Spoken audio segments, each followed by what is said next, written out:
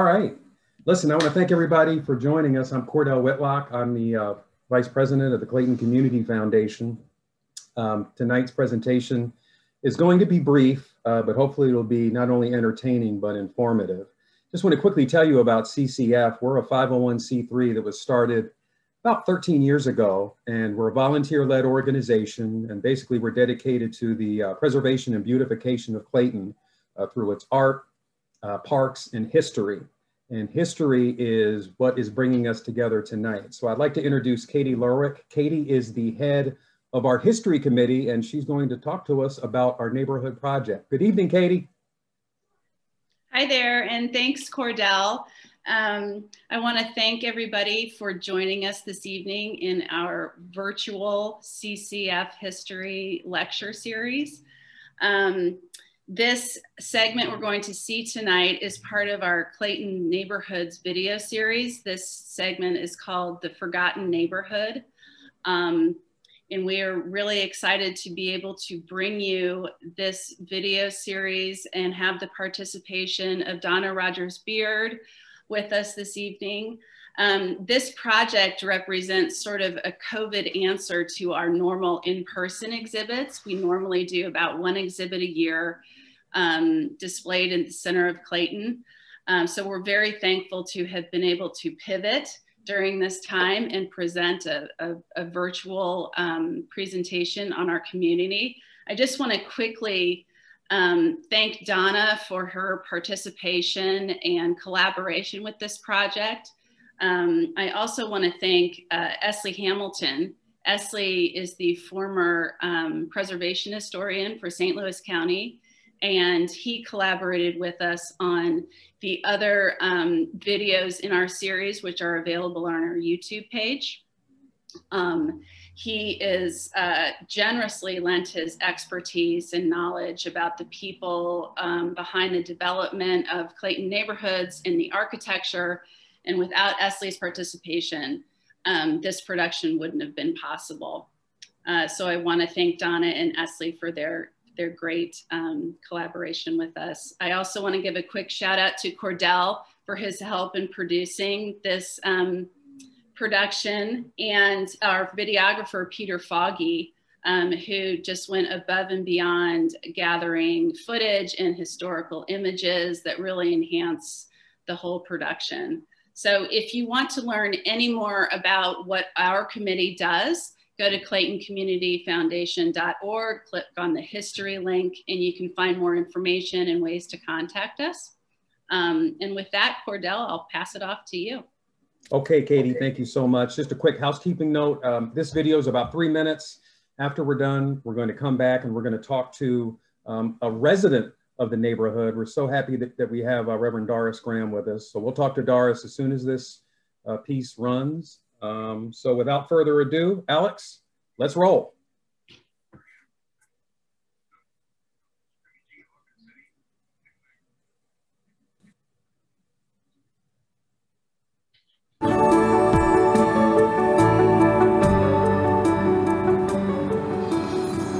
Two farmers, Ralph Clayton and Martin Hanley, donated land to be used for the county seat. Both men were Confederate sympathizers. So the Hanleys and the Claytons owned slaves, small number, but they did exist. After slavery technically ended, a group of African Americans made a home in Clayton.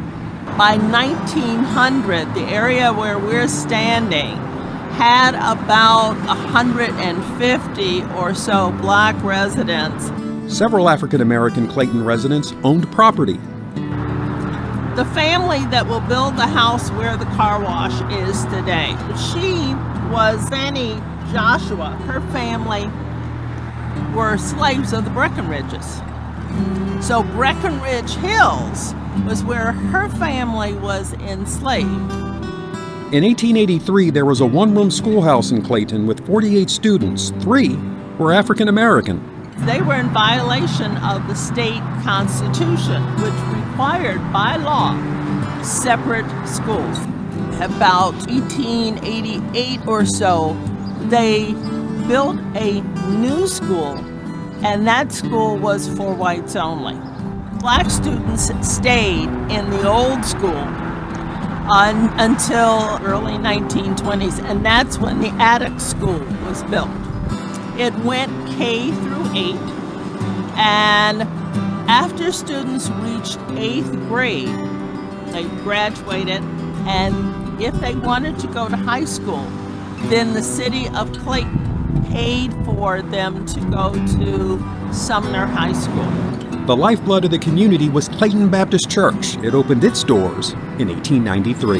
This church was going not only on Sunday, but on a Wednesday night, on many, many evenings they were having activities here. But the seeds that were sown for a community where families flourished were trampled rather quickly. About 1948, Clayton, like many parts of the United States, they began to think of where do we want to go? What do we want to be? And that's urban renewal. And we know what urban renewal often means. It means black removal. And slowly but surely they bought up these homes and these apartment buildings. And people had very little choice because it was zoned commercial now. And they did get more than the market value for their home, but it meant that they were now displaced as a community. We talk about the wealth gap. That's part of the gap, is the fact that they were not able to pass that on. They should, right now, have the 6th, 7th generation of kids at the Clayton school system who are living in either one of the high-rises or one of the nice houses in this area because they were able to build on and make choices to stay in the community that built by their grandparents, their great-grandparents.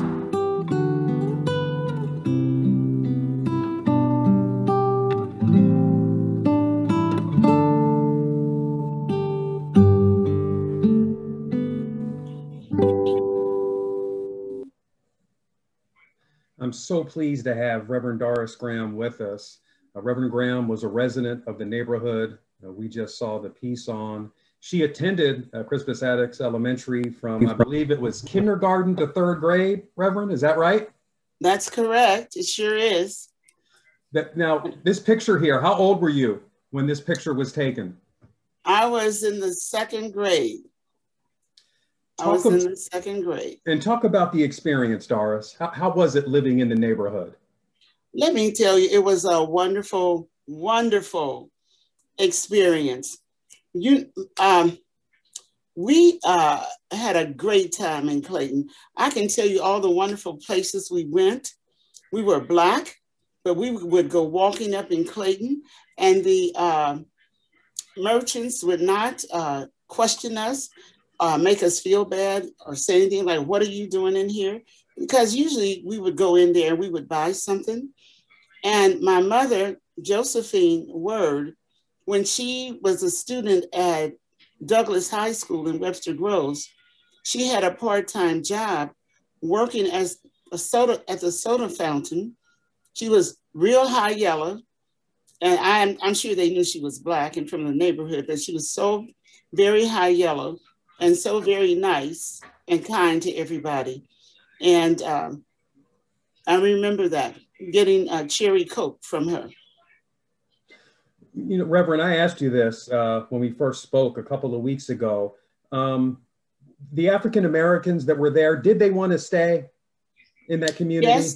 Yes, they wanted to stay. We were members of Clayton Missionary Baptist Church, and Reverend Rose was our pastor.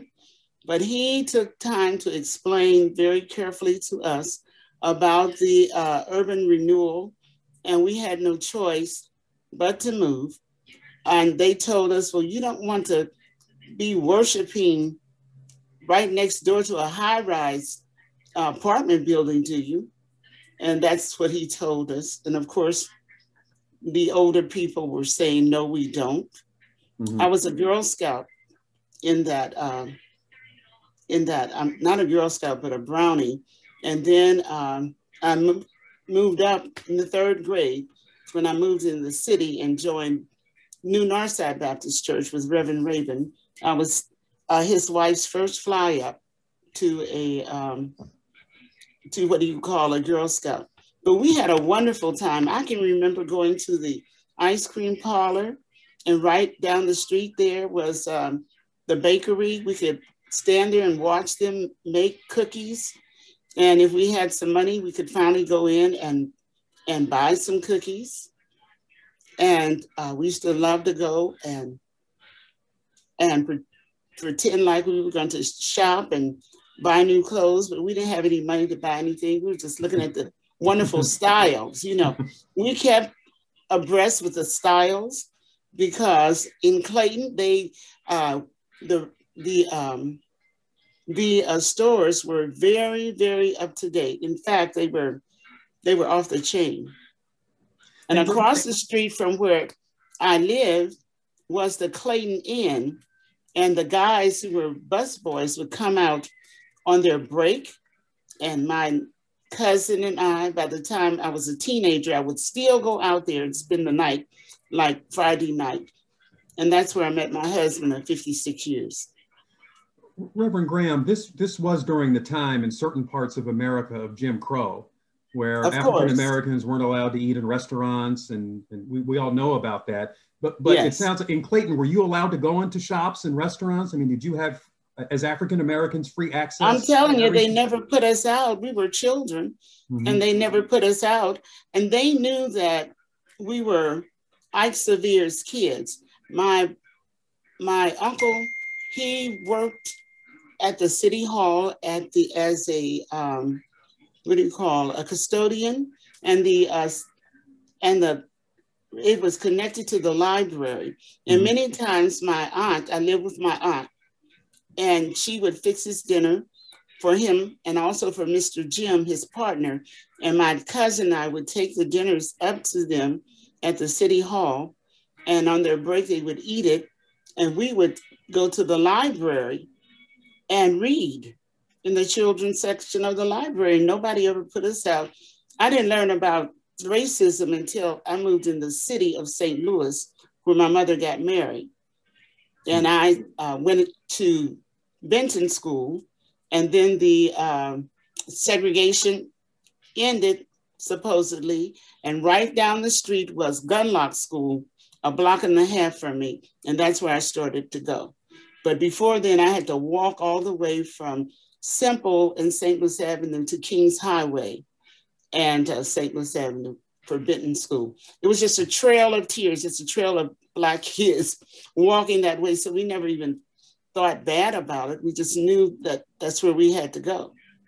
Reverend Graham, thank you so much. I'm going to bring you back in a little bit later. I want to bring in Donna Rogers-Beard. Donna's a retired Clayton school teacher who's actually writing a book on this African-American neighborhood. Donna, the story itself is just incredible. I mean, among other things, you have an African-American community in a predominantly white area that springs up just a few years after slavery. And this is a pretty incredible group. Yes, it is. And they move there. Many of them come from the St. Louis County.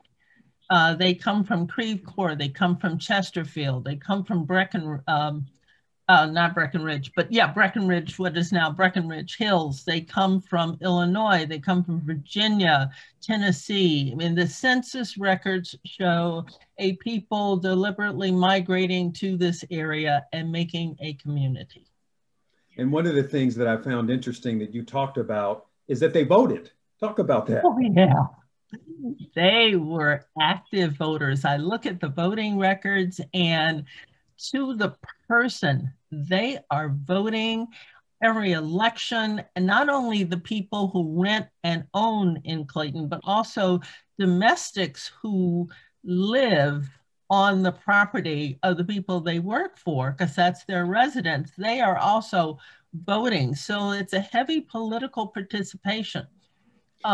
Also, one thing that, I don't know if I discussed this with you or not, but the first postmaster of Clayton was a Black man. Mm-hmm. And we're talking 1897. And he is appointed by McKinley, and there is an extremely active Black Republican group It is truly an amazing opportunity that is lost. And Donna, when we think of their legacy, because we're talking about a period between 1893 and 1950, 51, it wasn't that long, but their legacy is important. What is the legacy of this neighborhood mean to you? It means to me that our experience as a people is one that is extremely diverse. We often tell this singular story of the Great Migration North, and that Black people moved immediately in. The most rural of Americans became the most urban of Americans. Don't tell the story of people who settled in places like Kirkwood, Webster Groves, Brentwood, Clayton. We don't tell those stories and why they went there. They talk about the importance of schools, the importance of community, the importance of the church. And as I go through newspapers of that time, especially the St. Louis Argus, I mean, there are reports of them building rooms onto their homes, renovating homes, just incredible, hardworking people who have an incredible sense of community and pride. Reverend Graham, we're winding down here, but I wanted to ask you, in terms of when you look back on it and your experience, particularly having to leave, do you ever think about what if I was allowed to stay in this community? What if my family and friends were allowed to stay in this community and we were able to keep building on what we had worked on for 50 years? Does that ever cross your mind? Yes, it has. But this is what I want to tell you about the what if. There were two landowners that were very close to me. Mrs. Anna McKinney was my playmother, and she has been close to me. She's deceased since I was a little girl. And when I moved from Clayton, she always kept up with me to inspire me to do the best that I could academically. She married a landowner. His name was she was a novel and he was a McKinney. And he had land in Creve Coeur, and her family had land in Chesterfield. And I saw how they just built up around Chesterfield, for example. And Mr. Novel was one of the oldest deacons at First Baptist Church of Chesterfield. And it just looked like they were just trying to move them out of that area, because for the longest, they were there and all the mall was around them. But they eventually moved. And her brother, my playmother, Mrs. McKinney, her brother, Mr. Novel, what he did, he was a teacher, a science teacher at Clayton High School, where I ended up attending. He bought and built a new home right there on Colorado Road, right in the area of Clayton. Reverend Graham, this is my last question to you. What do you want people to take away from that African-American community that existed between 1893 and the 1950s? What should people take away from your story and the story of all the others that unfortunately we'll never hear from? I want them to take away that community of Blacks felt that education was very important. They also felt that you should have a relationship with your Lord and Savior, Jesus Christ. They were very serious about that. And Mrs. McKinney, she taught in Kinloch.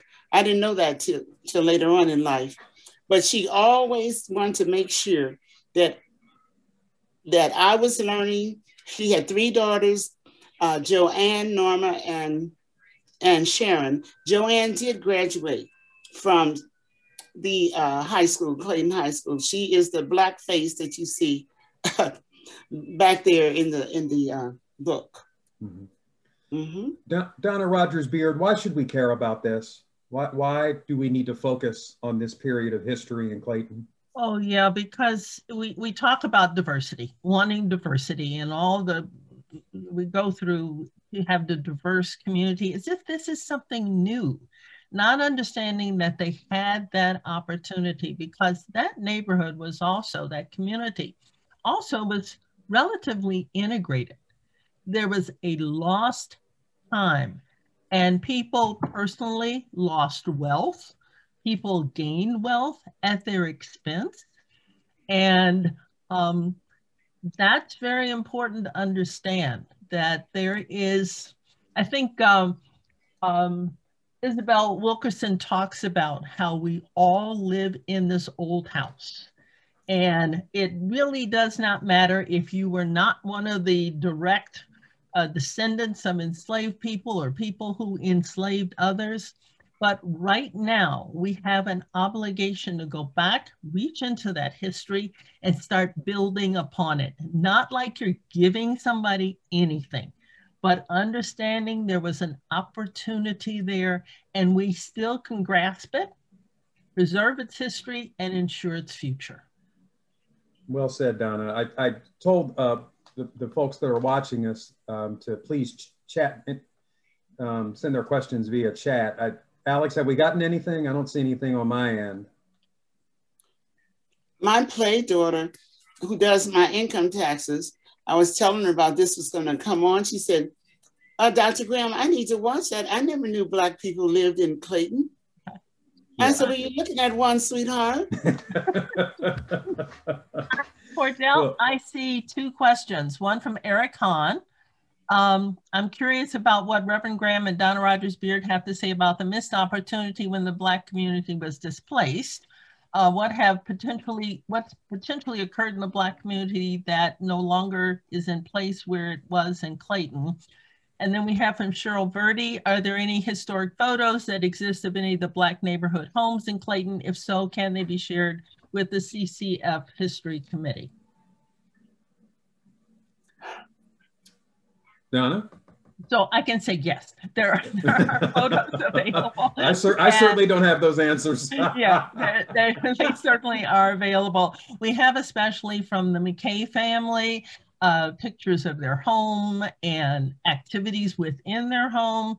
We also, and that was at the Clayton Historical Society, those pictures. He shared the pictures and his family story. We have pictures from the elementary school, Doris, and so we definitely have pictures. And Dr. John Wright wrote a book on disappearing communities in the county, and he had included some pictures from the county. From Clayton. And I think Eric Hahn's question, I think we answered. About the missed opportunity. Yeah. Yeah.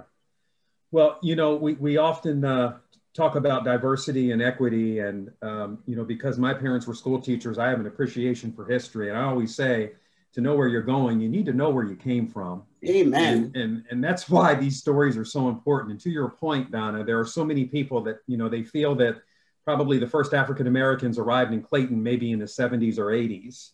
And, you know, it's that type of ignorance that has to be eradicated, because you need to understand where we were as to how we got here. So I really, really appreciate Reverend Graham, you sharing your personal experience. Donna, I know you're working on a book on this. Can you give us an update, a timetable? A timetable? Well, Doris has prayed over it, so I'm hoping yes, that will give me. I'm gonna buy the book as soon as she finishes. I'm sure it's going to be fantastic. But I want you to know, the Black community was intertwined. I found out when I got to be a teenager that my Sunday school teacher, Miss Mabel Burns, was also a public school teacher. And she was an excellent Sunday school teacher at Clayton Missionary Baptist Church. Yeah. Right.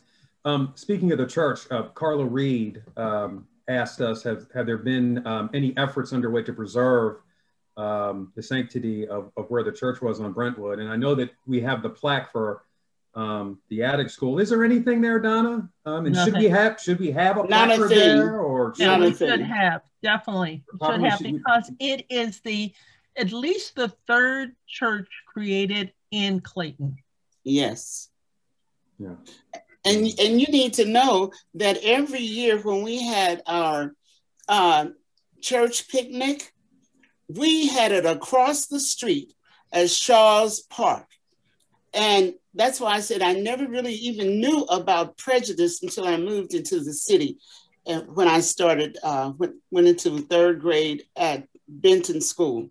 We were over there. We had a wonderful time. Nobody bothered us or anything. Yep. We only have a couple of minutes left. We do have a question about, is there much in the way of interviews from African Americans at the time in newspapers, Donna?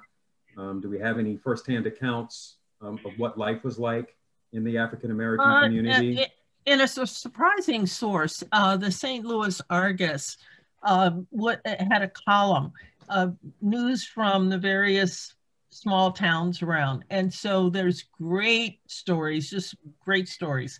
The McKay family, they've been absolutely wonderful in sharing some anecdotal information that's been extremely valuable. I'm trying to think of what else we have. Oh, yes, there was a Clayton newspaper. There were two Clayton newspapers, one Republican, one Democrat. Both of them have very good interviews and stories about Black residents of Clayton. Some of them were a little stereotypical, negative, not great things, but most of them were good stories on what people in the community doing, hunting, fishing, activities at the church. Marian Anderson came and stayed at one of the homes in Clayton because she was denied access to a hotel in St. Louis. And that story was in the newspaper. So yes, the stories are there and they'll be in my book.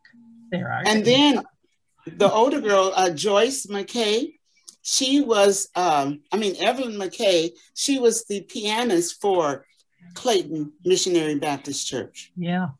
I remember that. Ladies, I could talk to you all night, but unfortunately, well, we got to do this again then. We definitely do. And I want to encourage the folks out there, this is just the beginning of the discussion. So please check our organization out at ClaytonCommunityFoundation.org. I think the suggestion about maybe trying to get a placard at the church is an excellent idea. Yes. But the thing about the Clayton Community Foundation is we're about inclusion, and we want everybody to be involved. So if there's anything about Clayton that you have questions about or things that you would like to see, please reach out to us, ClaytonCommunityFoundation.org.